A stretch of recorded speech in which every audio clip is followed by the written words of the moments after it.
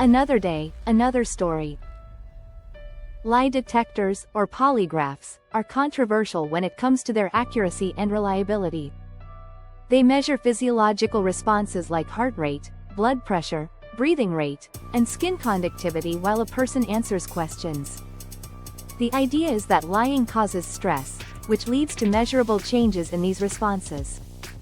Welcome to Tabo Eminent Channel. Do they actually work?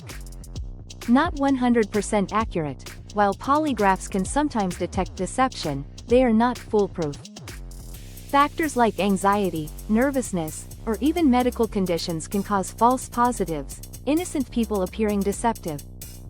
Easily fooled. Some people, including trained individuals like spies or psychopaths, can manipulate their physiological responses to beat the test. Techniques like controlled breathing, muscle tensing, or even using anti-anxiety medications can reduce detection rates. When are they used? Law enforcement. Police sometimes use them in investigations, but they are just one tool among many. Government and intelligence. Some agencies use them for security screenings, though their reliability is debated. The verdict? Polygraphs can sometimes indicate deception, but they are far from foolproof. Because of their high false positive and false negative rates, they are not reliable enough to be used as definitive proof of lying. The story of polygraphs. Truth or deception? In 1921, a medical student named John Augustus Larson invented the first modern polygraph, hoping to revolutionize crime solving.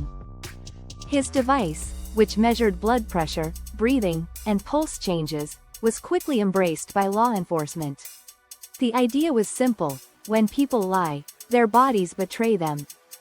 But from the very beginning, the polygraph had one big problem: it wasn't foolproof.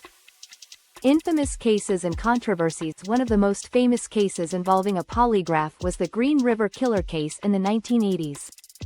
Gary Ridgway, later convicted of murdering at least 49 women, passed a polygraph test early in the investigation, while an innocent suspect failed.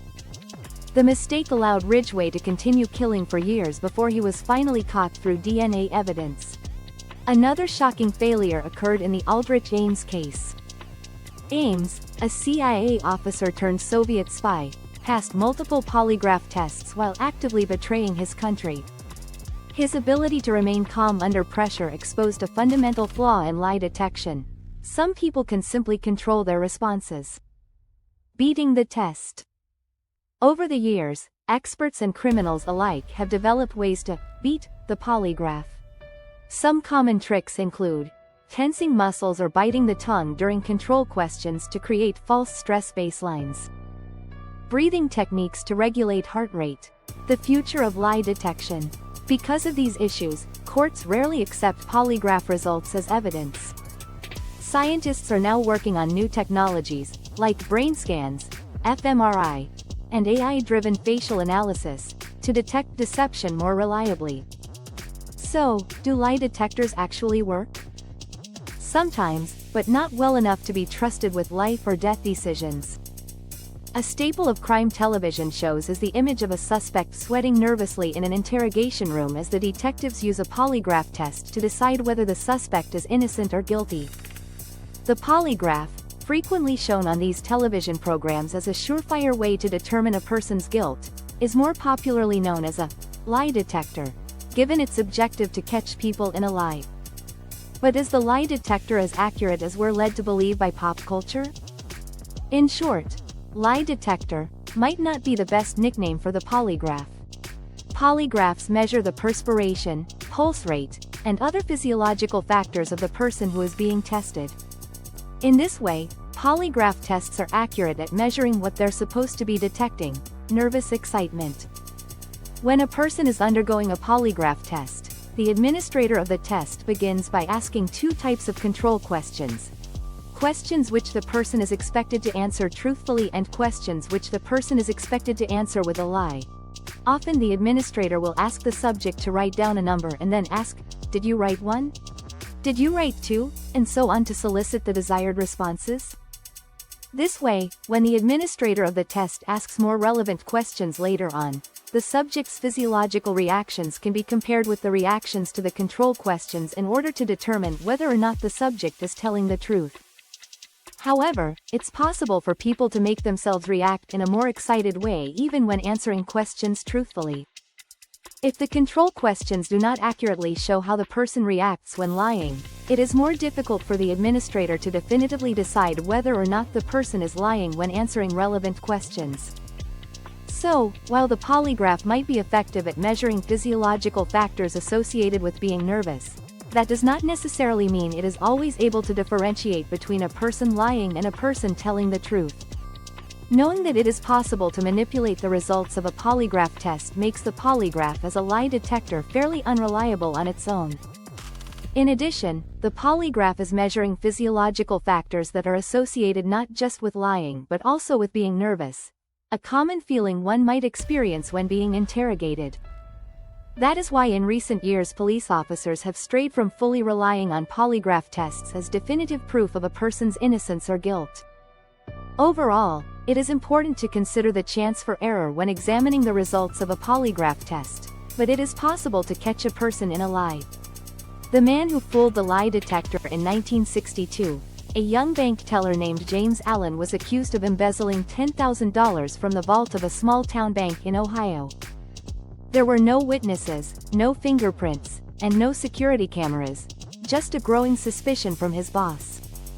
Under pressure to prove his innocence, James agreed to take a polygraph test, believing it would clear his name. But when the test results came back, the examiner claimed he was lying. The police arrested him, and James was sentenced to 5 years in prison, despite his continued insistence that he was innocent. The truth comes too late. 2 years later, another bank employee confessed to the theft. James had been telling the truth all along, but the polygraph had failed him. Devastated, he sued the police department for wrongful conviction, but his life had already been ruined. He struggled to find work after his release and spent years battling depression, all because of a flawed machine. The CIA spy who cheated the system on the flip side, in the 1980s, Aldrich Ames, a high-ranking CIA officer, was secretly selling classified information to the Soviet Union. He passed multiple polygraph tests while committing one of the biggest betrayals in U.S. intelligence history. How did he do it? Ames later revealed that he used controlled breathing techniques and relaxation exercises to keep his physiological responses steady. He also took sedatives before the test, which suppressed his nervous system and made him appear calm, even when lying. A flawed but persistent tool even today, despite their well-known flaws. Polygraphs are still used by law enforcement, government agencies, and even in high-profile TV shows. Some argue that while polygraphs don't prove deception, they can still be useful as an interrogation tool, scaring suspects into confessing.